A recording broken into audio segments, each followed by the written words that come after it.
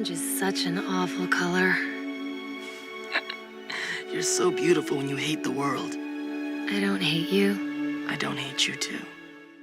With the exception of Aang and Katara, Zuko and Mei's relationship receives the most development the romantic ships in Avatar, with a clear build-up and arc across seasons 2 and 3, which helps both characters grow and gives us a beautifully crafted ship with an organic evolution.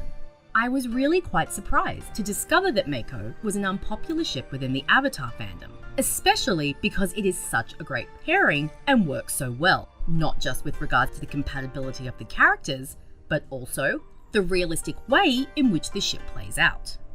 We meet Zuko and Mei separately within the narrative, and the show establishes both individual characters before the official start of their relationship, allowing the audience to get to know them first. Zuko, of course, gets much more development, being a key player from the first season, with many episodes exploring his traumatic past and conflicted loyalties, while showcasing his fiery personality and awkward social interactions. I don't need any calming tea! I need to capture the Avatar! Although a minor character, Mei's characterization is also firmly established from her first episode, with her apathy and gloomy demeanor made clear from her introduction, and her fighting skills and eagerness to leave her restricted life also shown. Please tell me you're here to kill me. Because we get to know the characters so well before the relationship starts, their actions and reactions within the relationship, and the way in which they interact with one another, is that much more organic and believable.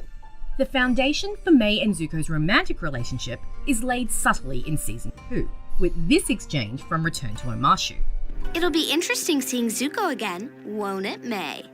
Mei's genuine smile, something we already know is a rarity for her, implies a previously established connection between the two, and a flashback in the episode Zuko Alone confirms that Mei had a precocious crush on Zuko when they were children. While it seems that Zuko was not particularly interested in girls at that point, establishing that Mei and Zuko knew one another as children informs the audience that the two characters know each other well and have an existing dynamic. It's a nice way of building development without having to add unnecessary scenes to the series, and it sets up the reveal that Mei and Zuko have entered a romantic relationship at the start of Season 3. Mei and Zuko's first scene together sets up the trajectory of their relationship, showing that the two have a journey ahead of them and are not quite in sync just yet. As Zuko overthinks his return to the Fire Nation, Mei lightly dismisses his concerns with a snarky joke. I wonder how I've changed. I just asked if you were cold. I didn't ask for your whole life story. We see how Zuko's overly emotional ways make Mei uncomfortable, as she is used to being withdrawn and impersonal, and is currently unable to give Zuko the emotional support he seeks.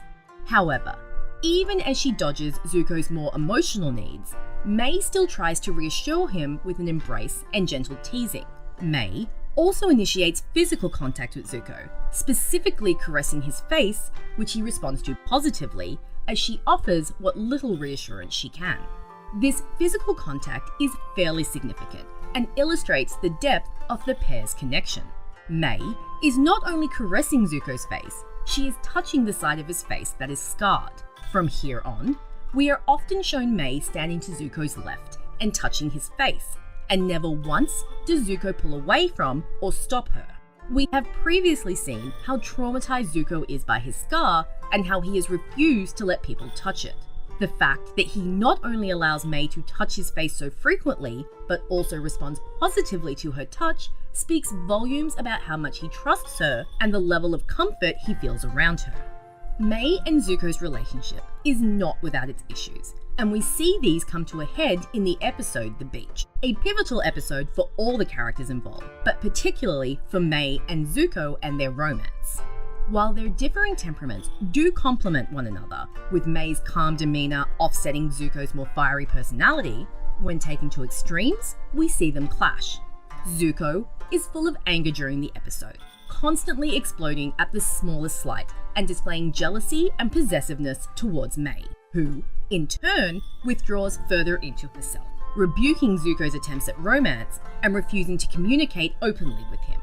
We eventually see Mei blow up at Zuko over his anger issues, and Zuko retaliate by calling Mei out on her apathy. Zuko, what What is wrong with you? What's wrong with me? Your temper's out of control. You blow up over every little thing. You're so impatient and hot-headed and angry. Well, at least I feel something, as opposed to you. You have no passion for anything. You're just a big blah.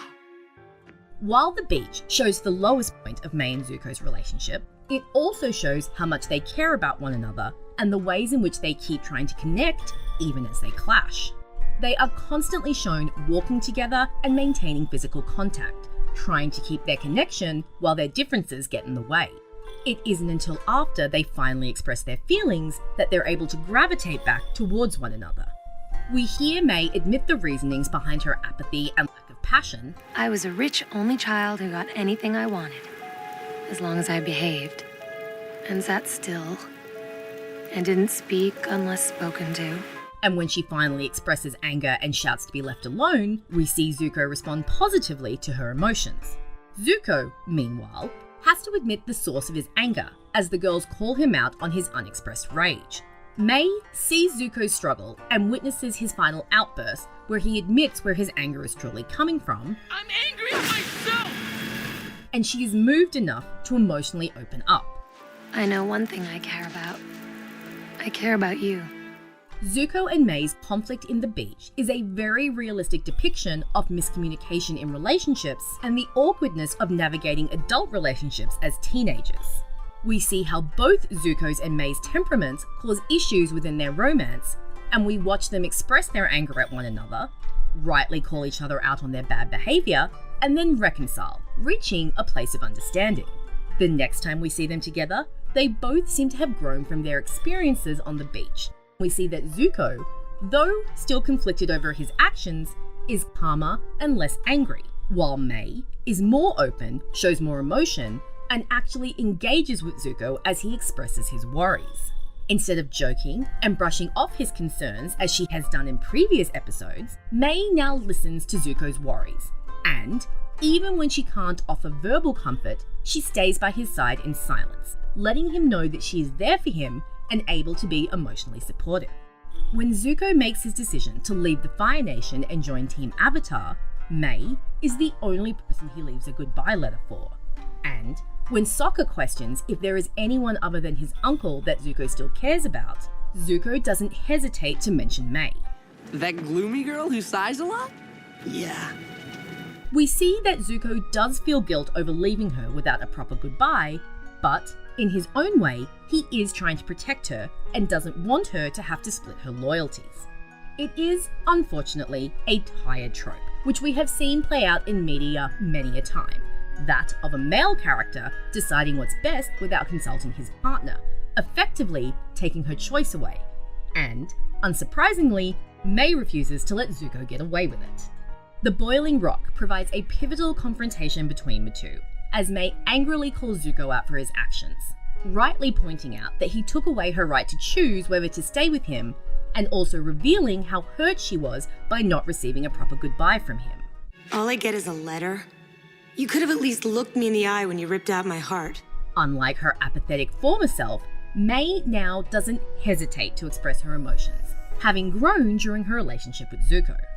Zuko, for his part, shows remorse for hurting Mei, but he must continue his journey and ends up having to break Mei's heart all over again. However, this time he obeys her wishes and actually does look her in the eye as he's doing so, demonstrating to Mei that while he does care about her, he is on a new path and has chosen the side he will ultimately be taking in the war.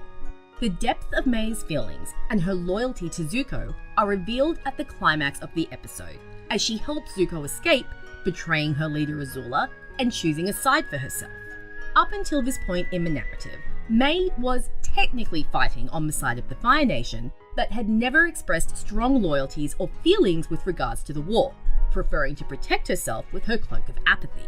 Seeing Zuko's resolve helps to shape that apathy and helps Mei to finally choose a side.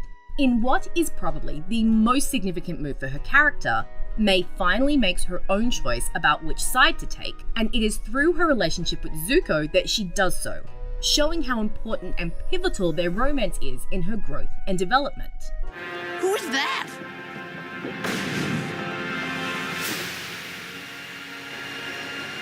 It's May. What is she doing? Mei and Zuko reunite in the final episode of the series, falling back into their comfortable and loving dynamic. Zuko's genuine elation at seeing that Mei has been released from prison is topped only by Mei's shy admittance of her feelings and stern warning not to betray her again. Our final glimpse of Mei and Zuko shows how both characters have become a part of Team Avatar, and we see them comfortably hanging out with the entire gang.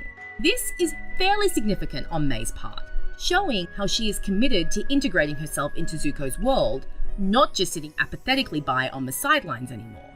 It's a far cry from the girl who joined Azula out of apathy and the boy too angry to communicate with his girlfriend. We are left on a positive note for the two, with an open end to their relationship. Wisely, the Legend of Korra left Zuko and Mei's fate undetermined, allowing viewers to make up their own minds about their eventual fate. While Mei and Zuko's relationship had its upside downs, we get to see both characters change and evolve, work through their differences, call one another out on bad behavior, and grow together in a relationship which changes both their lives. It's the imperfections in this ship which make it perfect, and the way in which Mei and Zuko both learn from their mistakes, grow, and help one another become better and stronger versions of themselves, which makes this ship work. So does this mean you don't hate me anymore? I think it means I actually kind of like you.